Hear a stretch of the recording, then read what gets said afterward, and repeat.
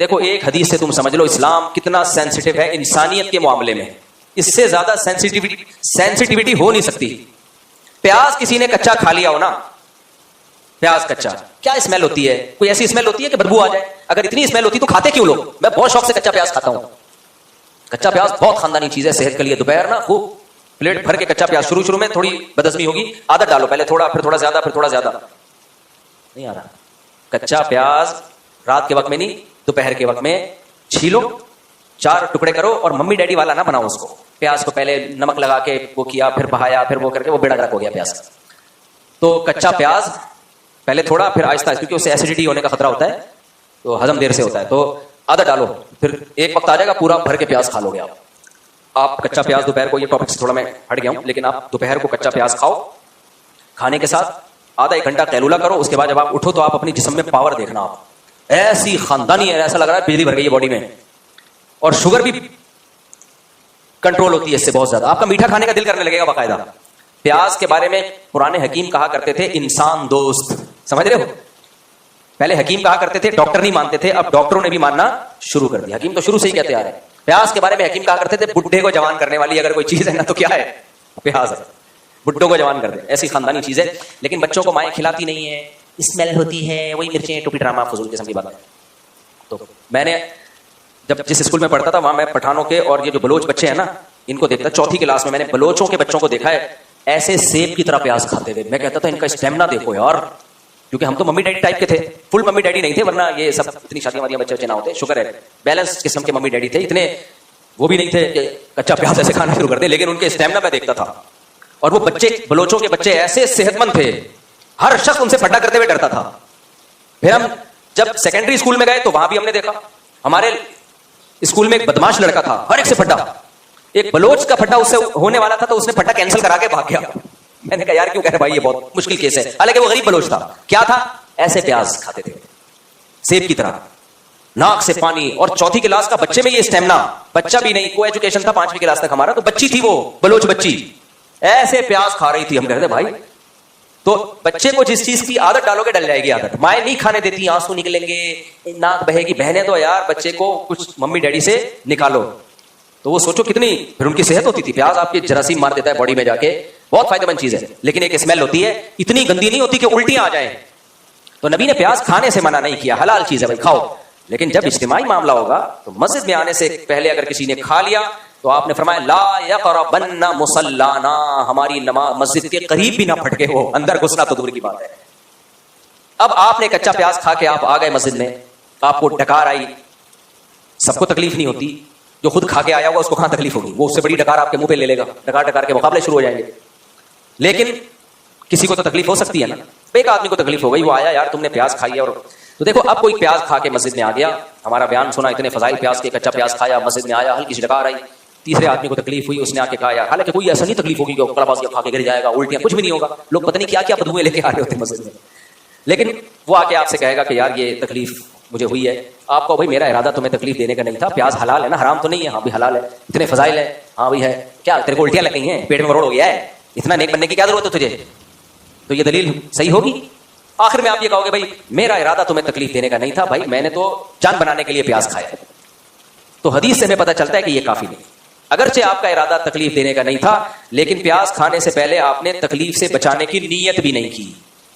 آپ کو باقاعدہ نیت کرنی چاہیے تھی کہ میں پیاز تو کھا رہا ہوں, لیکن میں نیت کرتا ہوں میرے اس عمل سے کسی کو ذرا سی بھی تکلیف نہ ہو. تو اگر نماز کا ٹائم ہوگا تو آپ کہو گے تکلیف تو ہو سکتی ہے. بھائی ہونا ضروری نہیں ہے, تکلیف کا امکان کافی ہے, خوب سمجھ لو.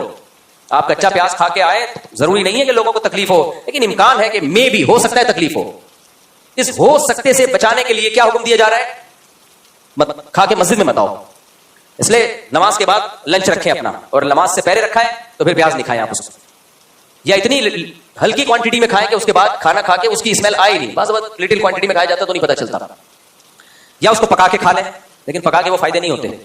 تو اس سے شریعت کا مزاج سمجھنا چاہیے کہ جو شریعت آپ کو کچا پیاز جو حلال چیز ہے, جس کی اسمیل سے کوئی نہ بندہ بے ہوش ہوتا ہے, نہ اس کو الٹیاں آتی ہیں, نہ وہ ایسے منہ خراب کرتا ہے, بس ہلکی سی اسمیل آئے گی. جو شریعت یہ اسمیل برداشت نہیں کر رہی ہے, وہ واش روم میں پانی بہائے بغیر آپ کو باہر نکلنے دے گی؟ وہ اپنی پروڈکٹ آپ کو نمائش کے طور پہ دوسروں کو دکھانے کا موقع دے گی؟ وہ اپنی پخانے کی گندی بدبو ایگزاسٹ چلائے وغیرہ پبلک کو سنا رہے ہو، اس کی پرمیشن دے گی آپ کو؟ نہیں آئی میرا خیال ہے بات. تو یہ کہاں ہو سکتا ہے بھائی؟ لیکن آپ دیکھ لو یہ ساری چیزیں ہماری سوسائٹی میں چل رہی ہیں. اور ایک اور اہم مسئلہ ہے، اللہ کرے وہ زیادہ اچھی طرح سمجھ میں آ جائے. بعض خواتین کے، جب پہلے میں بہت فون سنا کرتا تھا تو کم کر دیے ہیں، یہ شکایتیں مردوں کو عورتوں سے نہیں ہوتی کہ بدبو کے ساتھ ہمارے پاس آ جاتی ہیں. یہ بیماری عورتوں میں نہیں ہے، مردوں میں بہت بیماری ہے کہ وہ زوجہ کے ساتھ رات گزارے گا پسینے کی بدبو کے ساتھ، بغلیں بڑی بھی ہوں گی. تو بھائی جیسے مرد پر عورت کا حق ہے، یعنی عورت پہ مرد کا حق ہے، ایسے ہی مرد پر بھی عورت کے حقوق ہیں. وَلَهُنَّ مِثْلُ الَّذِي عَلَيْهِنَّ بِالْمَعْرُوفِ. آپ کیوں اپنی بدبو اپنی بیوی کو سنگھا رہے ہو یار؟ اب عورتیں اس میں صبر کرتی ہیں، میاں ناک پہ مکھی بٹھا لے گا اگر اس کو بول دیا تو یہ بھی غلط ہے، ناجائز ہے. یہ اللہ نے بیوی کے بارے میں کیا کہا؟ سنگھا رہے ہو یار. اب عورتیں اس میں صبر کرتی ہیں، میاں ناک پہ مکھی بٹھا لے گا اگر اس کو بول دیا. آج فجر میں کے بارے میں کیا کہا؟ وصاحبتہ، تمہارے ساتھ آج فجر میں اس کو اسلام آپ کی بدبو سے بچانے کا حکم نہیں دے گا ہے بھائی. اس کے بارے میں اسلام آرڈر نہیں کرے گا کہ اپنی بدبو اس سے چھپا کے رکھو. اس کو اسلام آپ کی نہیں آنی چاہیے. نہاتے نہیں ہیں، ایسے عظیم لوگ ہیں نا، عظیم لوگ مہینے میں ایک دفعہ نہاتا ہے. تیری بیوی کیسے پڑتا ہے؟ وہ بیچاری آتی اس کو بھی بدبو کی. تو 1.5 ہفتہ گزرا، 2 ہفتے گزرے تو وہ اپنی ساس سے کہنے لگی، دیکھ جب میں تیرے گھر رخصت ہو کے آئی تھی کتنی بدبو تھی، 1 مہینے میں میرے آنے کی برکت سے وہ بدبو ختم ہو گئی. اس ساس نے بولا میں بھی جب اس خاندان میں آئی تھی نا تو میں بھی اس خوش فہمی میں تھی کہ 1 مہینے کے بعد بدبو ہیرنگ پہ چل رہی ہوتی.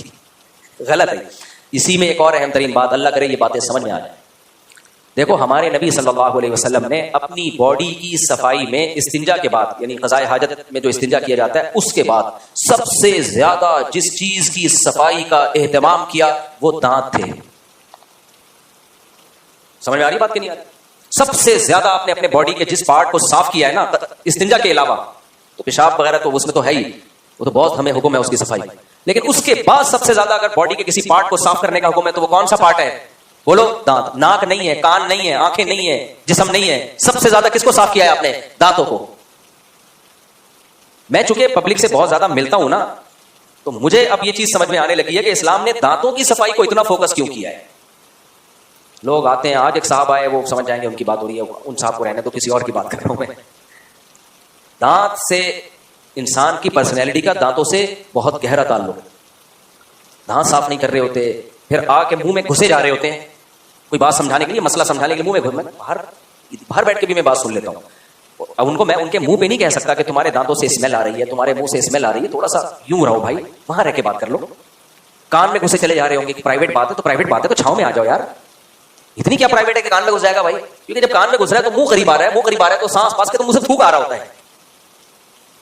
ہمارے ایک دوست بائک پہ میرے ساتھ آگے بیٹھے ہوتے ہیں، منہ پیچھے کر کے جب بات کرتے تو ہوا کی وجہ سے نا باقاعدہ تھوک میرے منہ پہ آگے لگ رہا ہوتا تھا. آپ سمجھ رہے ہیں میں مبالغہ کر رہا ہوں، یہ حقیقت ہے، لیکن میں ان کو کہہ تو نہیں سکتا تھا، وہ ناراض ہو جاتے. ہم برداشت کریں تھوک. میں نے کہا ہیلمٹ، اصل میں تو بائک میں پیچھے بندے کو بھی ہیلمٹ پہننا چاہیے. تو بات کر رہے ہیں، تھوک آ رہا ہے منہ پہ، کوئی احساس ہی نہیں ہے اس کو. تو دانت ہیں ایسے جب مسکراتے ہیں تو آدمی کہتا ہے تھوڑی دیر کے لیے کائنڈلی چپ ہو جاؤ بھائی، خاموشی اختیار کر لو.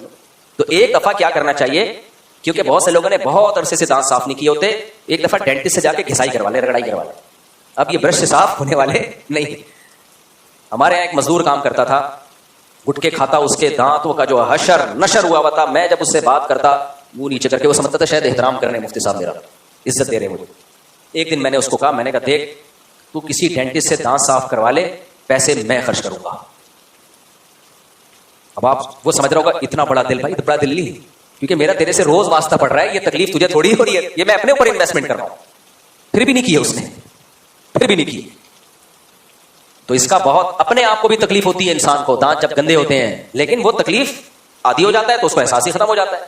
تو جس باڈی کے جس پارٹ کو نبی صلی اللہ علیہ وسلم نے سب سے زیادہ صبح اٹھتے مسواک، پھر نماز سے پہلے مسواک، رات کو سوتے ہوئے مسواک سرہانے رکھی ہوتی تھی، اس سے پتا چلتا ہے بھائی دانتوں کی صفائی بھی کم ویلیو نہیں ہے، اس کی بہت زیادہ ویلیو ہے، کیونکہ اسمیل آتی ہے. نبی صلی اللہ علیہ وسلم کو اتنی شدید نفرت تھی نا بدبو سے، اتنی شدید نفرت کہ آپ نے حضرت زینب کے گھر شہد پیا تو حضرت عائشہ رضی اللہ عنہا اور حضرت حفصہ کے پاس آئے تو ان کو تھوڑا جیسے سوکروں میں ایک ہوتی ہے کہ بھائی وہ وہاں تو شہد کھا رہے ہیں ان کی باری میں، تو آپ کی طبیعت تو وہاں زیادہ مائل ہوگی.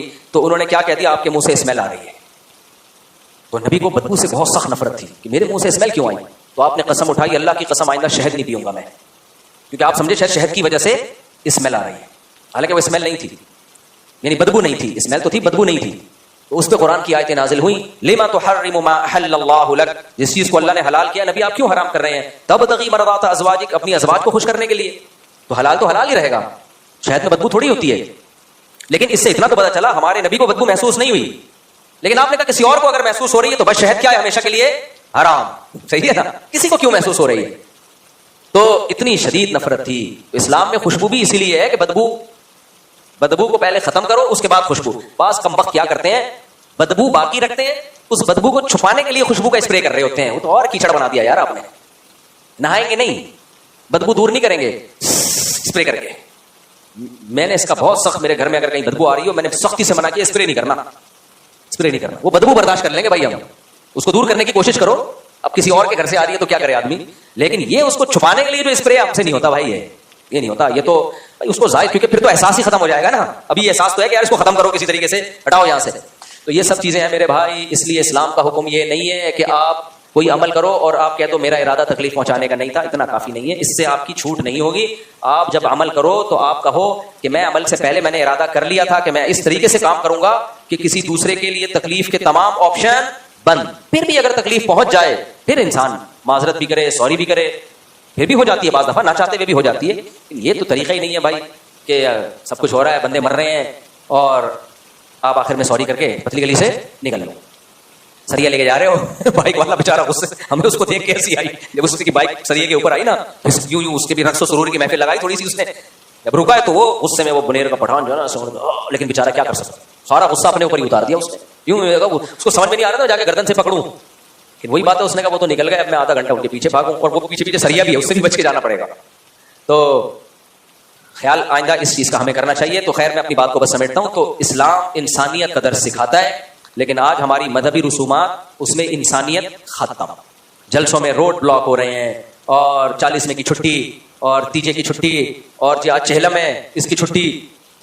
آپ کے فون کیا ہو گیا, وہ نیٹ ورک ہی بند ہوا ہے. ملیشیا سے ہمارے جاننے والے تاجر آئے, 10 محرم چل رہا تھا, آتے ہی ان کی میٹنگ تھی تجارت کی. کہہ رہے ہیں یار عجیب مصیبت ہے یار, کراچی ایئرپورٹ پہ اترا ہوں, جس میٹنگ میں فون کرنا ہے فون ہی بند. میں نے کہا بند, کیونکہ امام حسین 10 محرم کو شہید ہوئے تھے. کہہ رہے ہیں بھائی ہم نے تھوڑی شہید کیا تھا ان کو, خدا نخواستہ ہمیں سزا ملی, ہم تو ان کی شہادت پہ غمزدہ ہیں. کیا ہم بھی مسلمان ہیں بھائی, ہم سیدنا حسین سے ہم بھی محبت کرتے ہیں. یہ محبت کا کون سا طریقہ ہے کہ آپ لوگوں کو عذاب میں ڈال دو. لیکن آپ دیکھو ربیع الاول میں بھی عذاب, محرم میں بھی, پھر چہلم کے الگ مسائل ہیں. تو حکومت پہ دباؤ ڈالو. یہ ساری چیزیں انڈور ہوں گی, روڈ پہ کچھ بھی نہیں ہوگا, روڈ چلنے کے لیے ہے بس, اور کوئی کام نہیں ہوگا روڈ کے اوپر, لوگوں کے چلنے کے لیے, ٹریفک کبھی بند نہیں ہوگا. لیکن لوگ بھی دباؤ نہیں ڈالتے, بس ٹھنڈے پیٹوں برداشت کر رہے ہیں. اور مذہبی لوگ مذہب کے نام پہ منجن وہ لوگ بھیج رہے ہیں. مذہب یہ نہیں ہے, مذہب وہ ہے جو میں نے آپ کے سامنے پیش کیا ہے. اللہ ہمیں اس پر عمل کرنے کی توفیق عطا فرمائے.